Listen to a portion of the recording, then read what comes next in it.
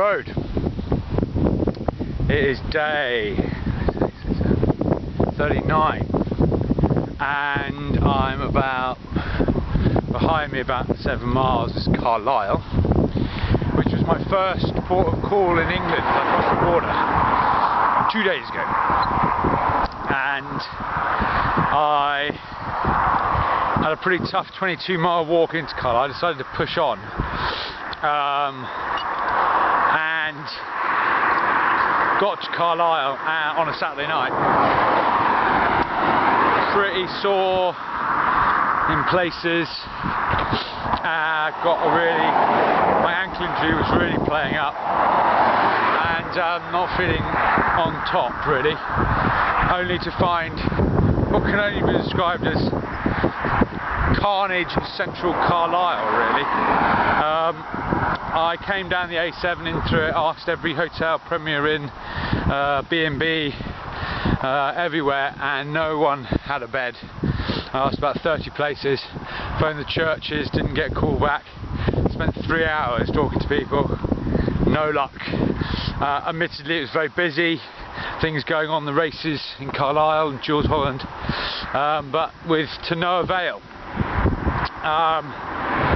And it was pretty miserable and not the greatest welcome to England after having just an absolutely idealistic and perfect ideal time in Northern Ireland and Scotland, but not representative for Saturday night. Anyway, so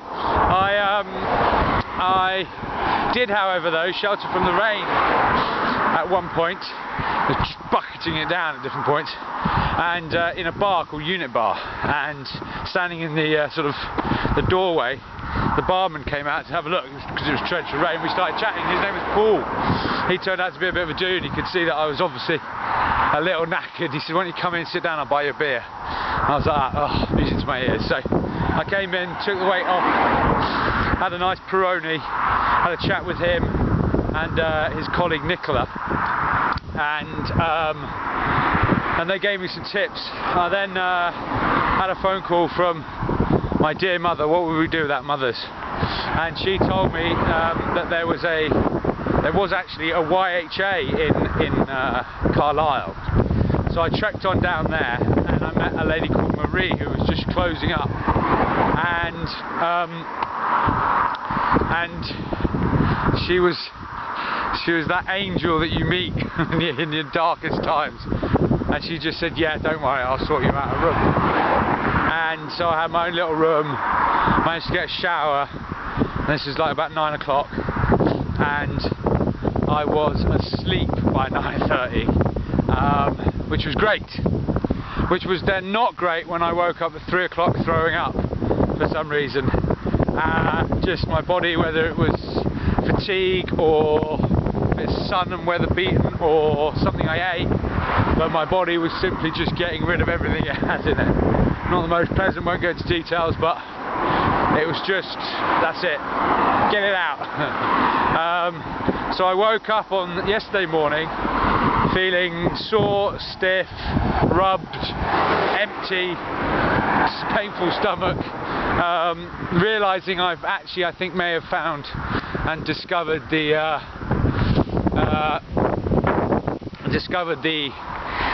my limits, perhaps. You know, day 38, maybe that's where my limits are, and I need to just be careful.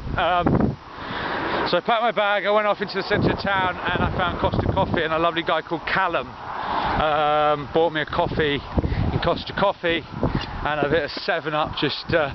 I remember from my childhood, my mum used to blow the bubbles out of 7-Up when I had a bad stomach, so that was quite nice. I didn't blow the bubbles out, but it was just a good little sugary drink. And started to feel a bit better, and then started to head out of town, thinking I head to Penrith, take a few steps, and just my ankle was killing me. I saw the cinema, and I went into the cinema. I thought, you know what, that's what I'll do. Peace Day Pilgrim needs food and shelter, but you know what, he really needs to sit down and watch Batman, the new Batman. So I went in there. Unfortunately they wouldn't let me do that, but because I came out of that, it gave me enough time to just think straight, and I suddenly realised, you know, the body's saying you need to take a day off. you need to take a day off. And I didn't want to take a day off in Carlisle too much because, you know, it had been carnage. I mean, I don't need to tell you what happened on the Saturday night when I arrived, but suffice to say, it was shocking behaviour from some ladies, and it was just like, admittedly on the Sunday morning, it was like a Jekyll and Hyde. Carlisle was like a Jekyll and Hyde. Saturday night, carnage. Sunday morning, it was really lovely, sort of castle town with heritage and all this sort of stuff. Anyway, so I just went, I saw the Ibis Hotel, and I went into the Ibis Hotel and I spoke to this lady called Joanne, and I kind of just explained the situation, and she just went, I'm really not meant to, but yeah, have a suite. So I checked in about midday, went upstairs, I put the Olympics on, I lay down on the bed, and I lay there for 5 hours doing nothing, watching a bit of Olympics and sleeping, and it's exactly what I needed. So I'm sorry if anybody thinks that for the whole 3 months I'm meant to be completely exposed. I just needed just to chill for a bit, and I'm so glad I did, because then when I got up about 5:30, I went down the road to try and look for some food. Met a lovely guy called Adrian, AD, who bought me a pint in one of the pubs, and a guy called Percy who gave me a little Subway sandwich, and some other lads. It was really nice of them, they just wanted to have a chat.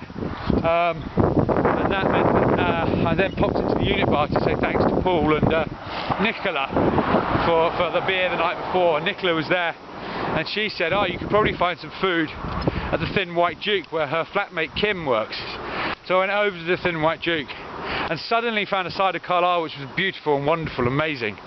And in there I met Kim, and she had a chat with Ilka, the guy who owns the place, and the place is beautifully done out, fantastic place, great food. So I was given some food and met a lovely lady called Jessica, and then one of the waitresses, Charlie, came over to have a chat, which was wonderful. And Charlie's in her 3rd year of her 2nd degree and has lived in China and does art installations. So she took me to one of her art installations, and suddenly it was back on track. You know, suddenly I realised I just needed to listen to the body and just know when to just stop, and things were going wrong a little bit, and then just chill. And then I did that, listened to the body, and then suddenly everything was back on track. And I looked at Charlie's exhibition, and it was amazing, and she took me for a drink, which was very kind of her. And you know, thanks to the people of Carlisle. As much as I got put off by it to start with, it probably was me, it was probably my eyes that were looking at it badly, because I'd overworked myself and I was tired. So, you know, thanks to Paul and, well, Marie, Paul, Nicola, Joanne, Kim, Jessica, Ilka and Charlie. Hi guys, how you doing? And I just really appreciate it. Anyway, I'm back on it now. Still a bit sore, but feeling a lot more with it. And I am on my way to Penrith, and I think I'm probably getting on to nearly halfway. It's about 1 o'clock. And hopefully I will find somewhere to stay in Penrith. It's Monday night, there won't be too much carnage, and Peace Day Pilgrim is smiling again, and no one said this was going to be easy, but people out there, remember, Global Truce 2012, that's what it's all about. Think of something to do. Charlie's going to think of something artistic to do, aren't you, Charlie? And Ilka, you're going to do something peaceful in the Thin White Duke, aren't you, Ilka? Everyone that I've met in Carlisle are going to do something peaceful for Peace Day, Friday 21st September. Aren't you, Carlisle? And, well, I look forward to hearing all about that. But remember, get online, peaceoneday.org, pledge your support on the Facebook page for Peace One Day. Find out what's happening in Egypt in 2014 at masterpeace.org. Follow me at peacedaypilgrim.com. And here's the Peace Day Pilgrim heading south back on it, and peace out. See you later, guys.